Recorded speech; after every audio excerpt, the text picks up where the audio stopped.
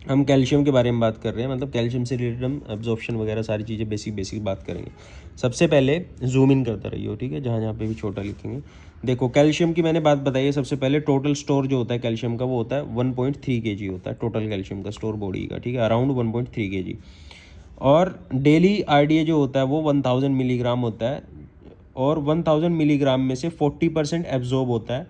उस 40% में भी 20% सेक्रेट होता है इंटेस्टाइन से, और नेट जो एब्जॉर्प्शन होता है वो 20% ही होता है, ठीक। और डेली जो यूरिन में से पास होता है नॉर्मली 4 mg पर kg के हिसाब से कैल्शियम पास होता है यूरिन में से, ठीक है।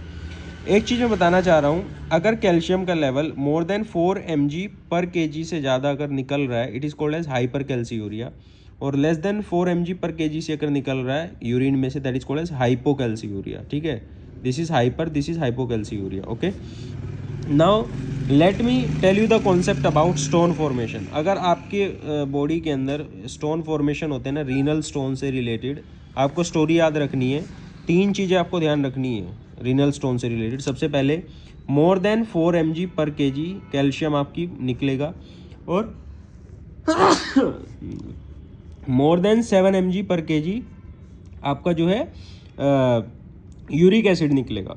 इसको बोलते हैं हाइपर यूरिकोज यूरिया, और इसको बोलते हैं हाइपर कैल्सीयूरिया। या फिर आपका ये एक चीज़ more than 4 mg, more than 7 mg पर kg के हिसाब से होगा, ठीक है। और लेस देन 11 जो होता है वो सिट्रिक एसिड हो जाएगा, हाइपोसिट्रेट यूरिया, ठीक है। ये 3 चीज़ें इसमें से रिलेटेड होती है, okay. Now let us come on the fact की जो आपका टोटल कॉन्सेप्ट जो होता है, टोटल एडजस्टेड कैल्शियम का कॉन्सेप्ट मैं आपको बताना चाहता हूँ। नॉर्मली हम कैल्शियम सीरम कैल्शियम जो देखते हैं, नॉर्मल जो कैल्शियम होता है आपका 8.6 to 10.3 होता है ब्लड के अंदर, ठीक है, mg पर dl के हिसाब से ब्लड के अंदर होता है। टोटल एडजस्टेड कैल्शियम का मतलब जो होता है वो एक्चुअली जो सीरम कैल्शियम होता है सिर्फ वही नहीं होता है। टोटल एडजस्टेड कैल्शियम का मतलब होता है कि पेशेंट का टोटल सीरम कैल्शियम कितना है, उसमें हम प्लस कर देते हैं 0.8 इंटू 4 माइनस सीरम एल्ब्यूमिन।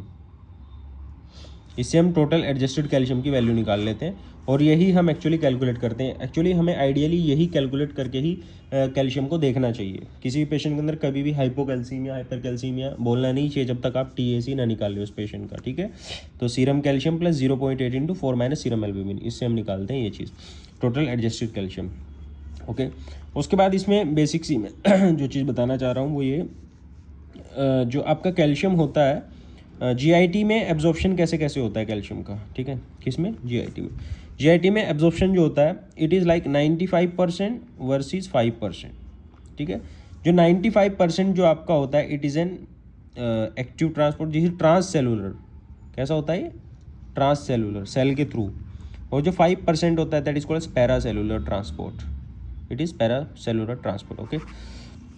सो ट्रांस सेलुलर जो ट्रांसपोर्ट होता है इट इज़ लाइक ये सेल है, सेल से ऐसे जो सेल्स के थ्रू होकर ट्रांसपोर्ट हो रहा है कैल्शियम का, दैट इज ट्रांसपोर्ट। इसमें होता क्या है basically, there are receptor TRP V5 V6 वगैरह जो होता है इसमें, ये क्या करता है इसमें एब्जॉर्प्शन कराता है। It is based on vitamin D level. Vitamin D क्या करता है, विटामिन D आपका जाएगा, विटामिन D रिसेप्टर से मिलेगा और न्यूक्लियस पे जाके एक्ट करता है, और न्यूक्लियस में जाके जब ये एक्ट करता है विटामिन D तो यहाँ से निकलवाता है ये कालबाइंडिन। क्या निकलता है? कालबाइंडिन। और जो कालबाइंडिन होता है वो स्टिमुलेट करता है TRP V6 को, TRP V6 को स्टिमुलेट करता है, और TRP V6 के थ्रू हायर कंसनट्रेशन से लोअर कंसनट्रेशन की तरफ कैल्शियम का एब्जॉर्प्शन हो जाता है ऑन द इंटेस्टिनल सेल्स। ये भी मेनली जेजनम में होता है, जेजनल के जो एंटेरोसाइट्स होते हैं वहाँ पे मेनली एब्जॉर्प्शन होता है, ठीक है।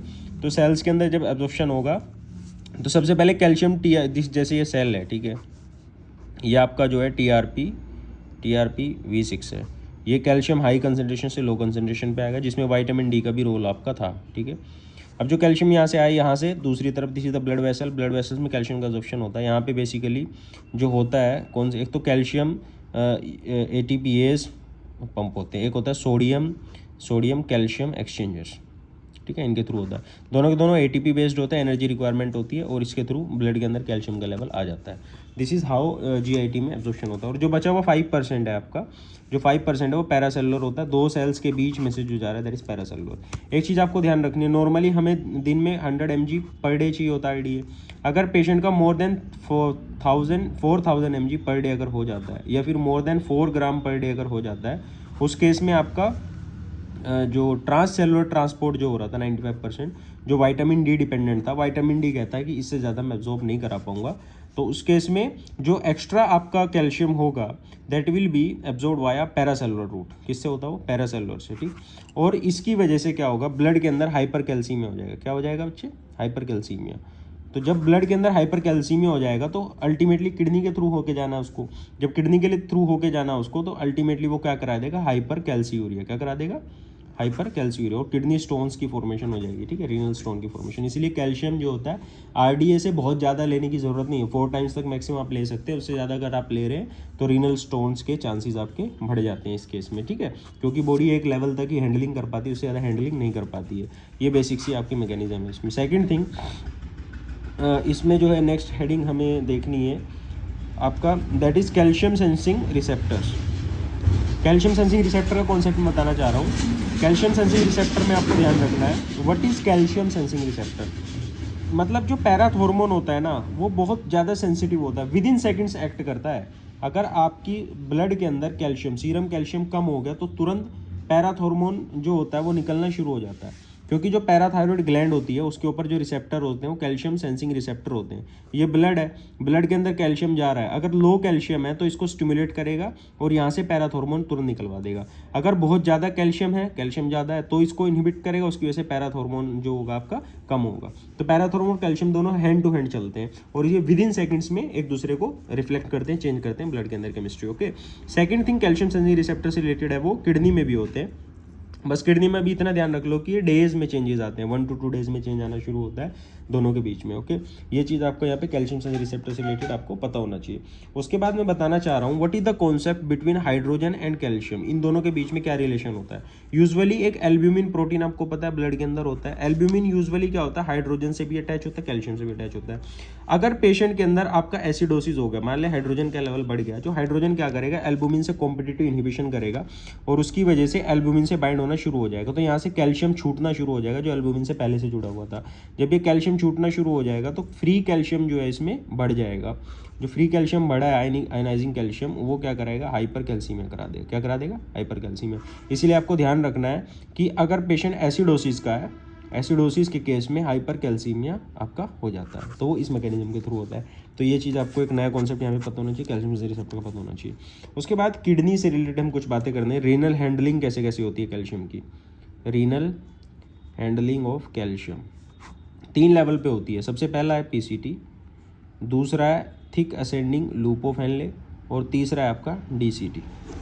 ध्यान रखना तीनों में पैराथ हार्मोन का रिलेशन होता है, इसमें भी होता है, इसमें भी होता है, इसमें भी होता है, पैराथ हार्मोन तीनों में आता है, ठीक है। पीसीटी की बात कर लेते हैं, दिस इज द पीसीटी।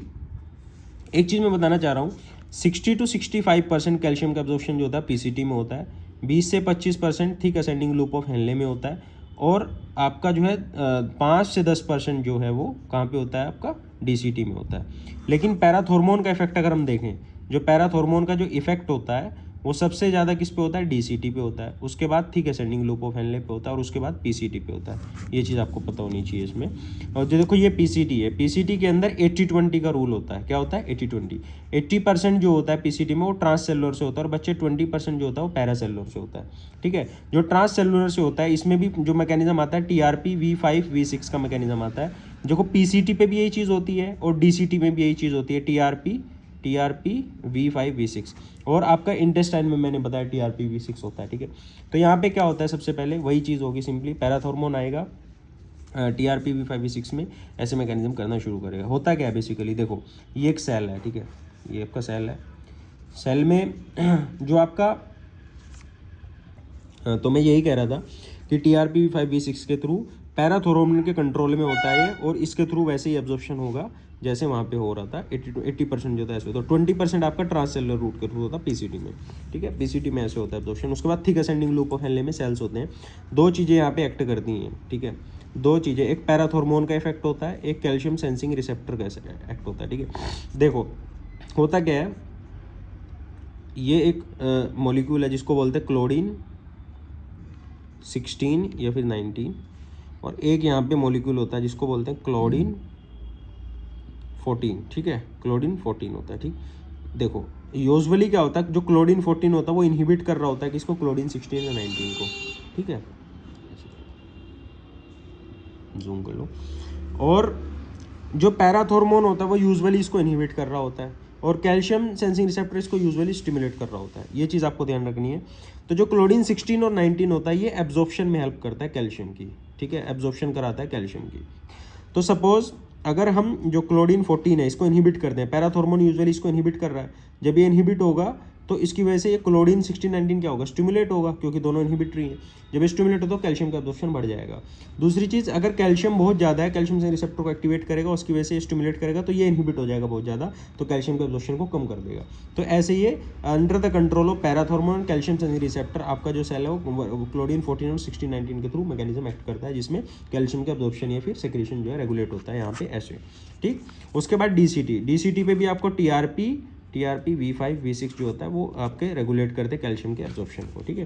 तो यही बेसिक सी कैल्शियम एब्जॉर्प्शन की कहानी है, जो कि आपका जो है कैल्शियम कैसे कैसे हमारा इंटेस्टाइन में कैसे एब्जॉर्ब होता है, किडनी में कैसे एब्जॉर्ब होता है। तो इंटेस्टाइन में आपको पता है कि मेनली जेजनल सेल्स के अंदर क्या होगा, एब्जॉर्ब होगा। जेजनल सेल्स में आपका जो मैकेनिज्म बता दिया मैंने पूरा। किडनी में 3 जगह हैंडलिंग होती है, पीसीटी, डीसीटी, और आपका जो तीसरा क्या होता है, thick ascending loop of Henle, उसमें जो होता है इसकी हैंडलिंग होती है। ये चीज़ पता होनी चाहिए आपको। फिर मैंने टोटल एडजस्टिंग कैल्शियम का कॉन्सेप्ट बताया, वर्जी टीएसी।